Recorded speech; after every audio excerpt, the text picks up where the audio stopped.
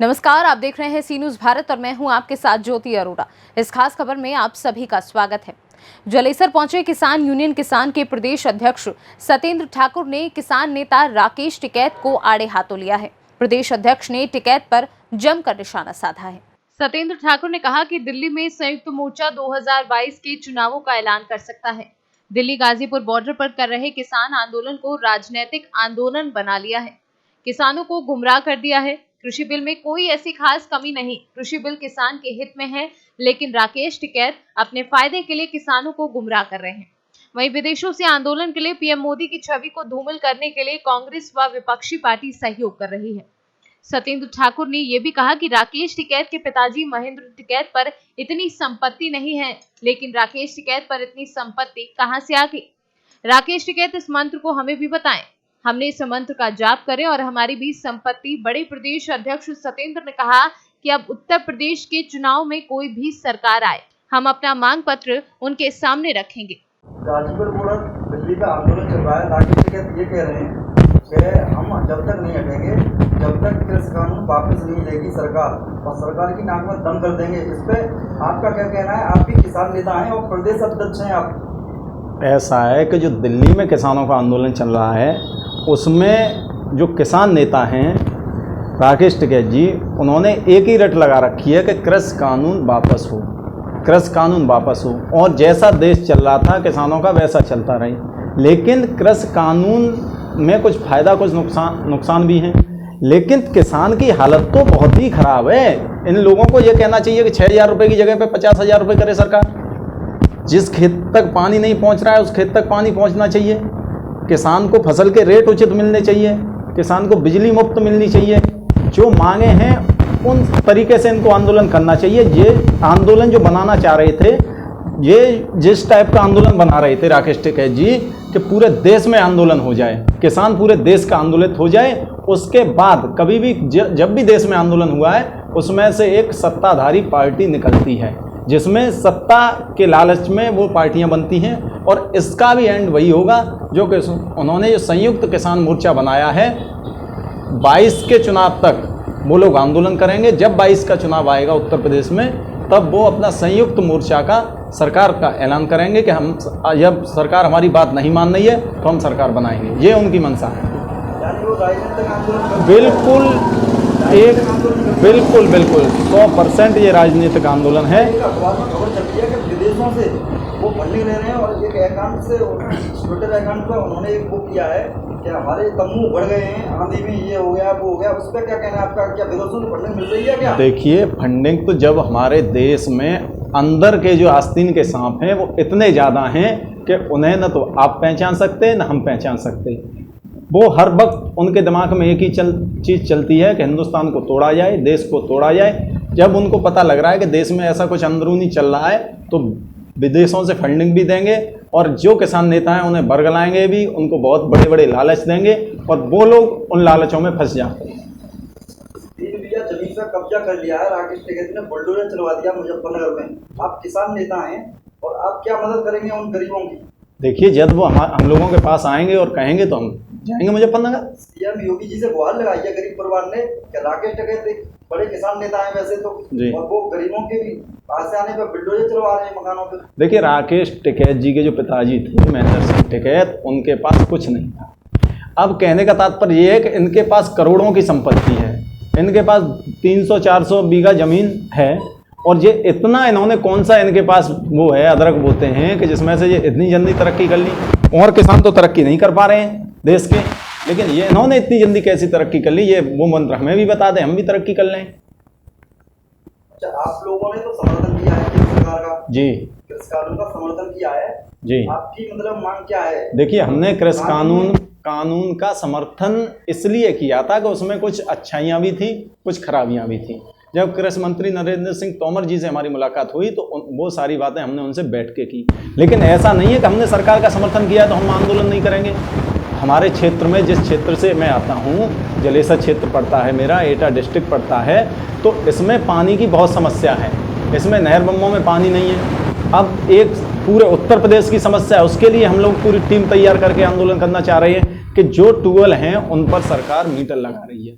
Metre से bill किसान किसी भी हालत में देने लायक नहीं है और नहीं दे पाएगा। तमाम ऐसी किसानों की समस्याएं, सरकार का समर्थन करने का मतलब ये नहीं है कि हम आंदोलन नहीं करेंगे या कृषि कानून बिल का समर्थन कर दिया। भाजपा का थोड़ी कर दिया है, कृषि कानून बिल का समर्थन किया, लेकिन आंदोलित रहेंगे और 22 के चुनाव तक रहेंगे। और ये हमने पूरी अपनी टीम को तैयार कर रहे हैं कि 22 तक हर एक ब्लॉक तहसील पर हमारी पूरी कार्यकारिणी हो, जिससे कि सरकार जो हमारा मांग पत्र होगा हम सरकार के समक्ष रखेंगे।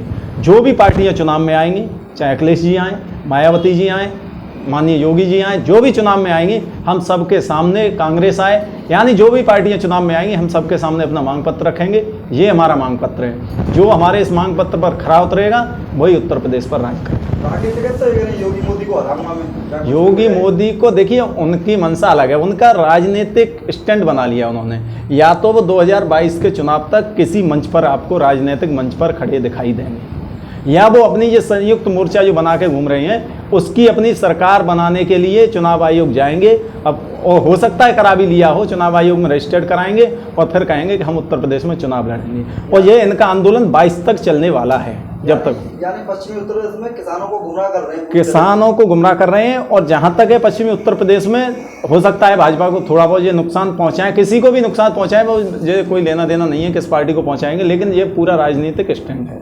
भाजपा में हलचल मची हुई है, इस पर क्या कहना है आपका? देखिए, ये भाजपा का अंदरूनी मामला है और ये मामला है माननीय प्रधानमंत्री नरेंद्र भाई मोदी जी और हमारे उत्तर प्रदेश के मुख्यमंत्री योगी आदित्यनाथ जी के बीच का। इनमें दोनों में क्या है कि, और शुरू से ऐसा ही रहा है मनमुटाव सा। अब क्या हुआ था कि करीब उत्तर प्रदेश के 60-65 विधायक माननीय योगी जी से खिलाफ थे। 200 विधायक धरने पर भी बैठे थे विधानसभा में। जब उत्तर प्रदेश में इसका चुनाव आया पंचायत का, तो जो विधायक थे उन्होंने क्या किया, उन्होंने कहा, अपने हाथ पैर ढीले छोड़ दिए, बोले कि योगी जी को हटाना है। क्योंकि जब से माननीय मुख्यमंत्री जी बने हैं उन्होंने इतनी ढिलाई किसी विधायक को नहीं दी कि कोई ज़मीनों पर कब्जा करे, कोई यानी एक थाना अध्यक्ष तक का ट्रांसफ़र विधायक लोग नहीं करा पाए। तो ये लोग नाराज़ थे। अब क्या हुआ, जब चुनाव हुआ तो चुनाव में ये लोग पूरी दमदारी से नहीं उतरे और चुनाव भारतीय जनता पार्टी ज़्यादातर पंचायतों पर हार गई। उसके बाद जब दिल्ली तक ये बात पहुंची तो दिल्ली से कमेटी आई लखनऊ में और वहाँ उनसे बातचीत हुई, लेकिन योगी आदित्यनाथ जी उसमें नहीं गए। अब जिन लोगों ने, विधायकों ने उसमें पंचायत चुनाव में मेहनत नहीं की है, तो अब मैं जानता हूँ कि शायद हो सकता है कि उनकी टिकट कटे। यानी उनको पूरी मंशा ये थी कि योगी आदित्यनाथ जी को हटा दिया जाएगा और क्योंकि पंचायत चुनाव का एक वो मिल जाएगा, तो पंचायत चुनाव योगी जी की वजह से हार गए। ये उसमें अंदरूनी मामला चल रहा है, इसमें बहुत कुछ चल रहा है। लेकिन मैं, क्या आपको लगता है मतलब भाजपा सरकार नहीं आएगी, 22 में हार जाएगी का चुनाव? देखिए, ऐसा है कि भाजपा सरकार, क्या सरकार, अखिलेश जी की भी सरकार बहुत अच्छी चली थी। उन्होंने भी एक्सप्रेस वे बनवाया, उन्होंने भी डायल 100 चलवाई, तमाम काम ऐसे हुए थे। उन्होंने 108 एम्बुलेंस चलवाई। और उत्तर प्रदेश में मैं जानता हूं कि योगी आदित्यनाथ जी का चेहरा अलग स्टैंड है, लेकिन अखिलेश जी का भी चेहरा एक बढ़िया स्टैंड का चेहरा माना जाता है उत्तर प्रदेश के अंदर। सूत्रों के मुताबिक खबर आई थी कि आप किसान यूनियन किसान के प्रदेश अध्यक्ष हैं और आपके मतलब आप अखिलेश यादव को सपोर्ट कर रहे हैं। ऐसा ये बात कहाँ तक सही है? नहीं, ऐसा कुछ नहीं है कि हम कैसे सपोर्ट करेंगे। हमने कह दिया ना, हम अपना मांग पत्र रखेंगे कि जो हमारे किसानों की बात करेगा, किसानों के लिए सिंचाई बिल्कुल मुफ्त होनी चाहिए, बिजली बिल्कुल मुफ्त होनी चाहिए। किसान को जो आज जो दिक्कतें आ रही हैं सोसाइटियों पर, केंद्रों पर, वो कोई दिक्कत नहीं आनी चाहिए। उसका गेहूं एक एक दाना खरीदा जाना चाहिए। यानी जितनी सुविधा किसानों को दे सकते हैं वो पूरा हम मैप बनाकर आपको बताएंगे। जो हमारे मांग पत्र को मानेगा हम उसका समर्थन करेंगे। समय वोट तो डालनी है किसी न किसी को। मेरा नाम तरुण प्रताप है, मैं भारतीय किसान यूनियन किसान का नगर अध्यक्ष हूँ। समस्या क्या है आपकी? समस्या ये है, हमारे यहाँ पर हमारे फील्डर पर जय रजनीकांत शर्मा जी हैं, जो कि इतनी मक्कारी कर रहे हैं कि किसी की भी ना सुन रहे हैं, दलाली ले रहे हैं, रिश्वतखोर दे हैं ये। हमने यहाँ से इनको चारों जगह घुमा दिया, मतलब ईंटा जला के चारों कोनों पे घुमा चुके हैं इनको, ये यहाँ से वहाँ पे। और इनकी यही समस्या है, ना ये किसी की सुन रहे हैं, ना किसी अधिकारी की सुन रहे हैं। यही समस्या है हमारी। मांग क्या है आपकी? पूरी मांग उच्च अधिकारियों से क्या गुहार लगाओगे आप?